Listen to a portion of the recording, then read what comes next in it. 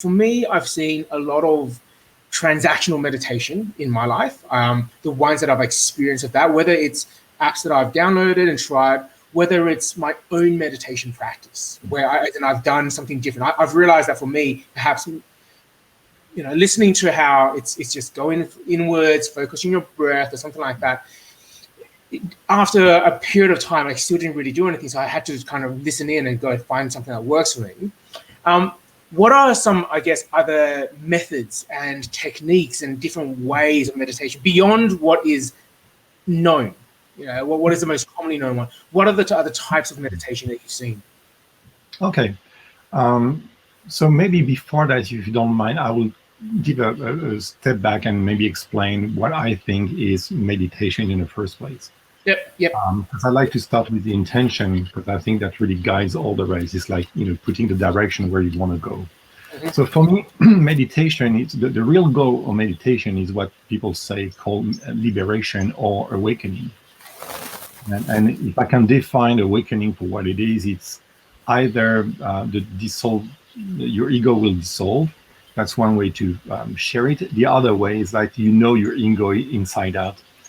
One good definition I was given by one of my teachers about awakening is like the ability for your mind to embrace the good, the bad, and the crazy. And that tells you that actually meditation is just embracing all your aspects of your mind. So if you come from that place, it means that making your mind more spacious so that all your negative emotion and stuff like that don't bother you anymore. And you have so much space that you're not disturbed by any of that. So that's kind of what awakening is. And to get there are three stages on the path. So the first one, and you probably heard of it, is called calm abiding. And the whole idea is that you realize that your mind is actually noisy, like really noisy. You have stories, patterns, stuff you tell yourself, the good, the bad, and the right side, the left side, and the yin and the yang, and all that stuff. And your mind is very, very noisy. So calm abiding is just applying a meditation technique to kind of slow down that pattern and start being a bit more spacious and having a bit less stories. So that's the first step. And the first step leads to the second one, which is the technical term is called vipassana. It means seeing through. So when your mind is calmer, then suddenly you can see the stories for what they are. So usually you have a thought, it's like, okay, well, I haven't had lunch yet. That's one part, and that thought is considered as pure. But the afterthought, that's where your mind keeps spinning. So you start with, oh, I'm hungry, I haven't had lunch. It's like, oh yeah, well, I'm doing that thing, and I should start cooking now because, and then you start telling plans, and that's completely unnecessary. It kind of clutters your mind.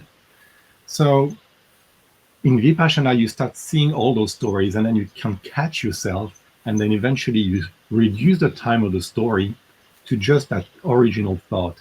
And then there will be a space in between one thought and another, and then you can expand that space too. So that's what happened in that second stage.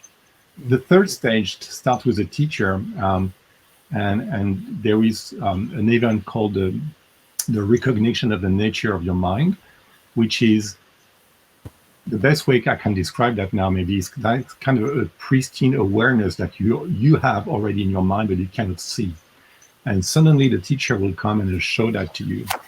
And it's a bit like you've never seen your face ever in your life and someone presents a mirror. It's not that you've never had a face before. It's just that you don't see it and recognize it.